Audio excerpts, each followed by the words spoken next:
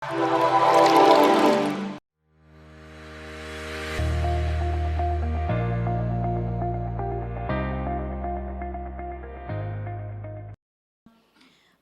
Pak Adrianto explained about development economy zone, and then especially President Joko Widodo is now really focused on infrastructure. So do you think this is the opportunity for ESR, to invest, let's say, in the industrial scale, we don't need only housing, but also the warehouse as well. So what do you think about that? Well, I don't want to say it's a chicken egg, but it's a situation where you have to think about the markets. A good example is I spent most of last year in India. Poor infrastructure, but the opportunity is still there. So I think it's a situation where a lot of our customers are going into markets knowing that infrastructure will happen eventually. You can't wait for it. But it is a situation, what we're talking about, of the government encouraging growth in other markets.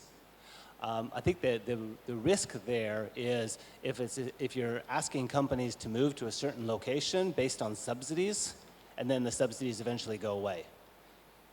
So I think that's just something that we have to think about is companies will naturally come to Jakarta, where there's a natural population, there's a natural workforce, there's a natural consuming market. But if we're asking companies to locate in a different area of Indonesia, but the only reason they're going there is on subsidies, there is the risk there, which we've seen in other markets, that if those subsidies go away, then economically it doesn't make sense anymore. So I think that's just something we need to be thinking about of how we're encouraging companies to move to other areas of Indonesia, that it's not just based on a strict economic model which might not make sense in the future. So I think it's a situation if we can look at offering subsidies or some type of incentives to companies to move, but at the same time trying to grow that local market so it catches up to a sustainable situation. We don't want to have companies continually moving around just chasing subsidies. Why Indonesia have to arrange the supply and demand, right? So what do you think about that?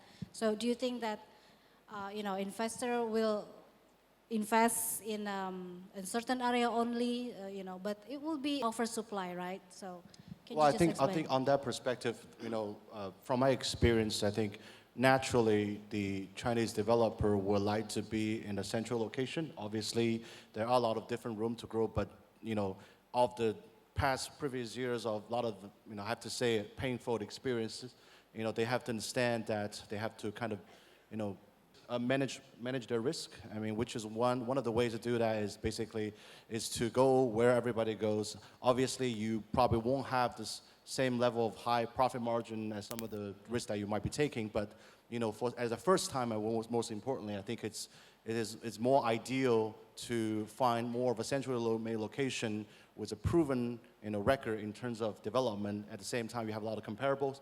And the other thing I would like to add is I think the big changes for some of the Chinese developers compared to, let's say, 4 or 5 years ago when they venture overseas is at that time, a lot of people want to just go there alone.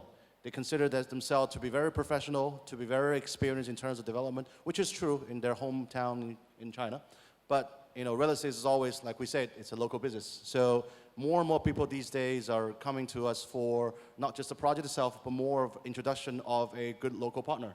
I think they will need to utilize the expertise of the local partner and create a mutual beneficial JV structure for both to work. So I think that's also one of the ways they evaluate a project.